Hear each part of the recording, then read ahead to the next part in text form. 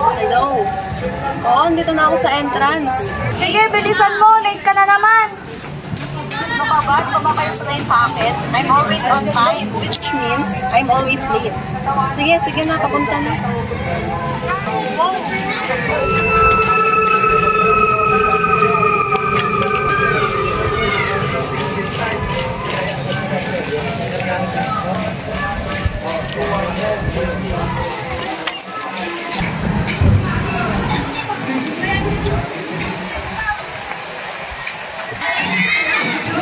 How many years sa wakas nakarating ka na rin? Oo nga, ang tagal. Yes, gosh! Kasi says, i-air ang usapan natin ah. Oh my gosh, you're so OA. It's better late than never. Kagawa ko yun, naligugutan na ako at table. Oo nga, pati din ako. Bumili na kasi tayo ng pagkain. Wala na nga akong pera, bakit lang ako pa mag-deliver. Oo, kasama na. Oo na. 50, mameron ko yung mamaya. Tawag tayo ko lang.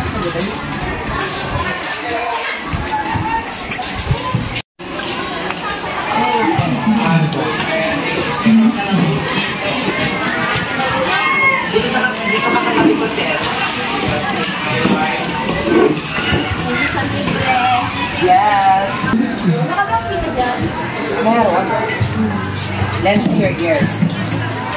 This past few days, magpagalit pa kayo.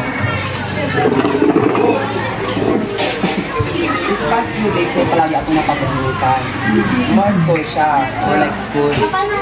Then, may isang tao na para ako yung nakabot sa panaginip. Hindi ko matuto kung ano yun. Nakakatakot kaya. Baka naman yung laki mo lang yan. Kami mga lalaki, kada section ng lalaki. Ha, funny. You know what? Your joke were like a broken pencil. Pointless. But no, babae na sa panaginip ko.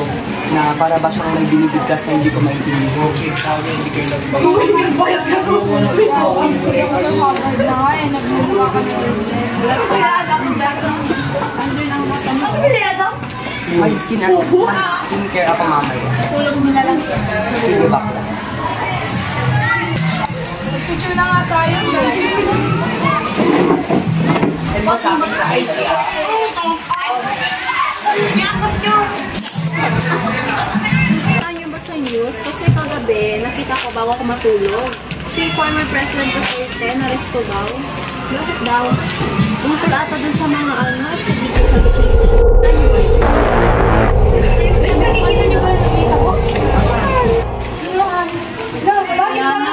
Wala naman. Siguro yung mga babae mo naman yung iniisip mo, kaya nandiyan ka na naman sa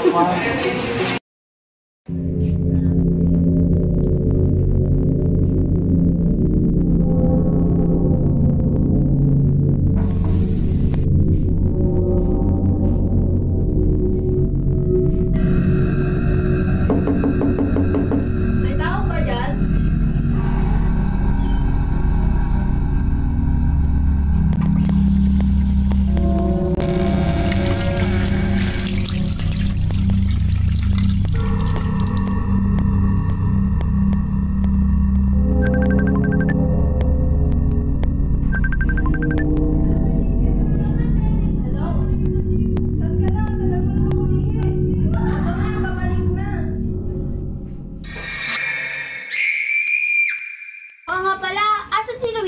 Ewan ko, di ko nga siya nakikita eh.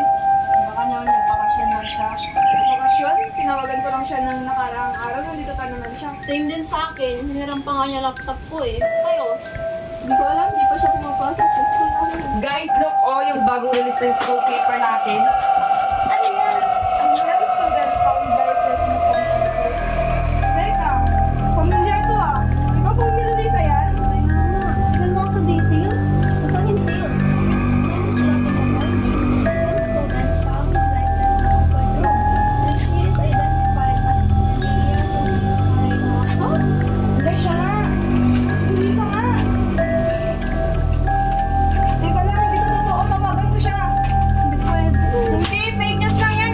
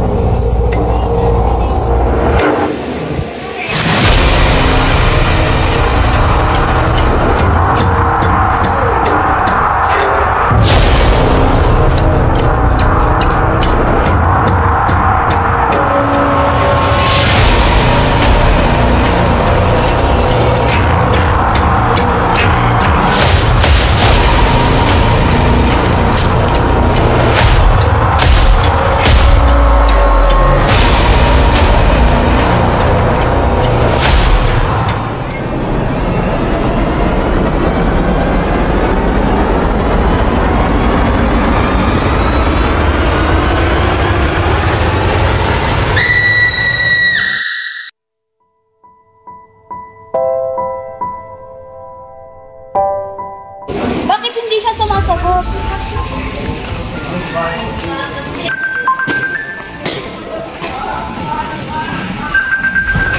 Lolo? Ano nangyari sa'yo? Sino gumawa na sa'yo?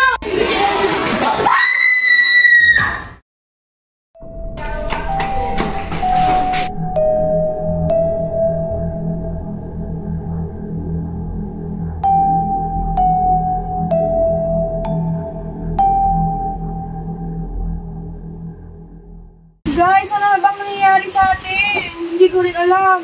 Unti-unti nang namamatay yung mga kaibigan natin. Basta ako, stay pretty lang. Bakla, patayan na yung nangyayari, stay pretty pa rin. Tama. Nangangamba tuloy ako, baka sino sa atin ang susunod. Naniningil na siya. Hindi niya kayo papatahimikin. Teka, ano pong ibig yung sabihin? Makiramdam kayo bago pa mahuli ang lahat. Ano ba? May kinalaman ba to sa patayan magaganap sa ating magkakaibigan? Hay nako. Magpapaganda lang ako.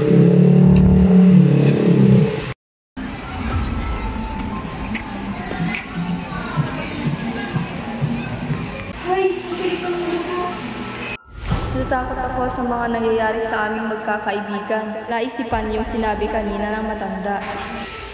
Hindi naman kaya dito.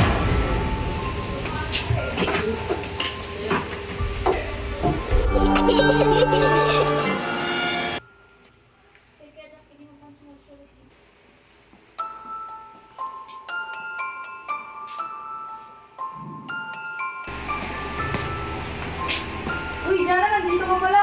Nagawa mo dito. Wala. Bigla kasing sumakit ang ulo ko eh. Ihanapan mo nga ako ng gamot. Sige. Wait lang. Hahanapan kita.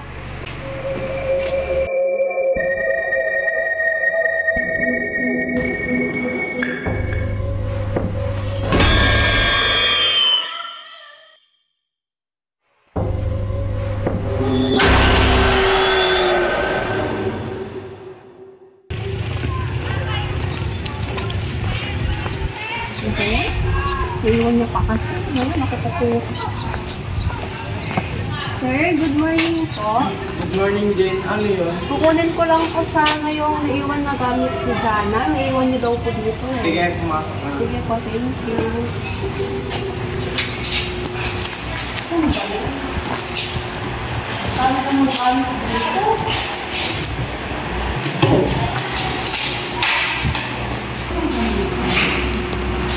Ay, may iwan mo lang kita. Kasi may pupunta lang ako. Ay, sige po, sir. Yun. Marami na pa kasi iyak.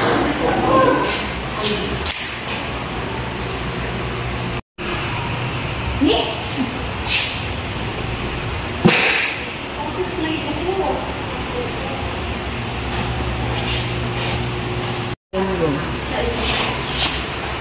Bakit ito nahulog sa gamit ni Joanna at bakit ang maraming dugo? Bakit nandito yung mukha ng mga kaibigan namin at nilakad kung paano sila pinatay?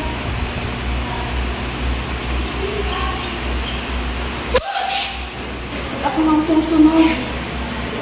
Ako nang susunod ng papatayin. Saan kayo? Hanggang kung talaga si Narinya, kailangan nilang malaman to.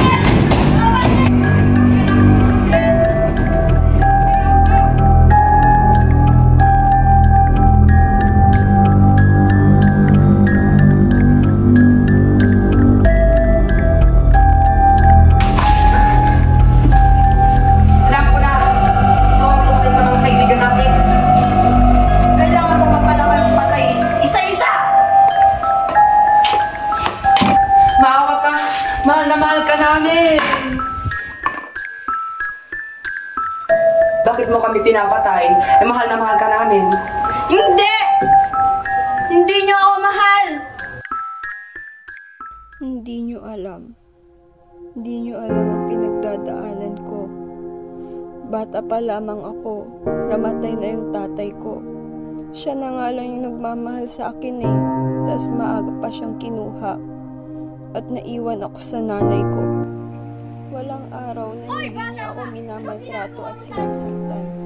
Kahit ginagawa ko naman lahat ng inuutos at nais niya. Kaya ka ng tatay mo! Malas ka talaga! Meron po!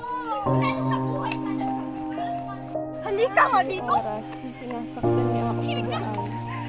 Malas ka talaga! Malas! Diyan ka naranapan! Huwag ka nang babalik sa bahay! At may nakakita sa akin. Nakita niya. Nakita niya. Wala kang nakita! Kinailangan ko siyang patayin dahil sa galit ko. Hindi ko na alam. Hindi ko alam ang ginagawa ko. Ayaw kong may makaalam na sinasaktan ako ng magulang ko. Hindi ko alam ang pumasok sa isip ko.